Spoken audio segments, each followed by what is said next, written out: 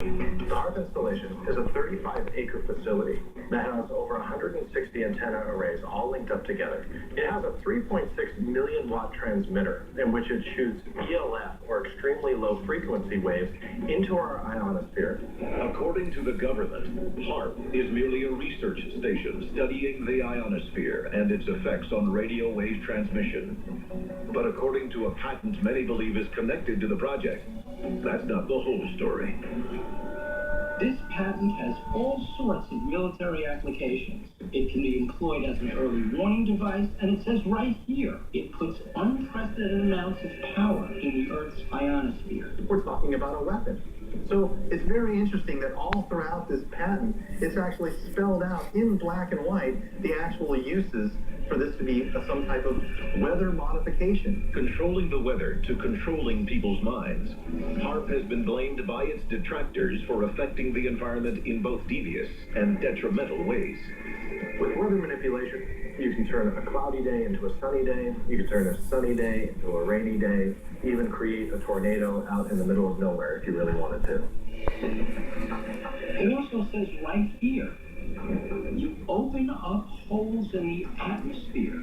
These are holes where you send solar radiation through. You literally fry your enemy. Similar ionospheric heaters exist in Russia, Norway, and Puerto Rico, and many experts fear the worst when it comes to their potential for destruction. There may be one day where we try and control the weather a little bit too much, and we alter Mother Nature. If that's true, and there's no way to control it, we may one day face the wrath of planet Earth. When it comes to secret government conspiracies that affect our very atmosphere, none is more feared and talked about than all-time conspiracy number 6, chemtrails. The crisscross clouds are becoming an everyday sight in the skies across America, and some scientists are terrified of their potential to do harm. Chemtrail, it is believed, is actually a chemical spray of some kind that the military could be putting into our atmosphere. Why? We don't really know. What? We don't know that either. Our government claims that all they're doing is spreading metallic oxides in the atmosphere. And it's for research purposes only, and that we're not doing anything damaging. So we have two opinions here on HARP. One is from the government. Oh, we're not doing anything wrong, pure research. And the other is conspiracy theorists saying the government is testing a weapon. From accelerating global warming to enacting biological warfare experiments, even conspiracy theorists themselves disagree about the real story. In 2001, 4 government agencies issued a joint report denying the existence of chemtrails, which only fueled talk of a cover-up. Well, they actually initiated a law that stated that the military could, in fact, spray these dead, quote-unquote, harmless spores into the atmosphere for testing. That's all on the books, and that's provable. Senator Dennis Kucinich introduced legislation which included language banning chemtrails in 2001. The reference to chemtrails was deleted, and the bill never even made it to a vote. If that doesn't smack up a conspiracy, I don't know what else does. Since the beginning of recorded history, the powerless have questioned the motives of the powerful.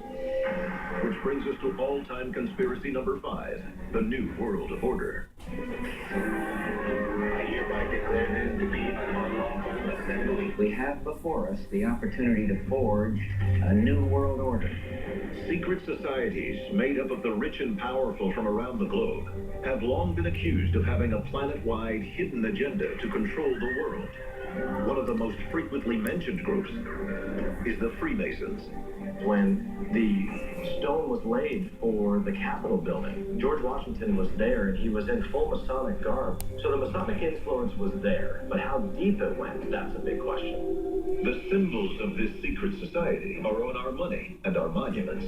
From the capstone at the Statue of Liberty to the all-seeing eye in the back of our dollar bill, these symbolic references can be found throughout our culture. Why should people worry about a new world order, quote unquote? Well, they control the money supply, they control the military, they control the production of food, they control weather on the planet. The problem with the new world order is who's voting for it? Who's it responsible to? And how did it come into being? These secret societies may have different rituals and secret handshakes, but according to many, they all have the same goal: a new world order. Coming up, a conspiracy more than 2,000 years in the making, and the startling new evidence that shocked the world. Unsealed.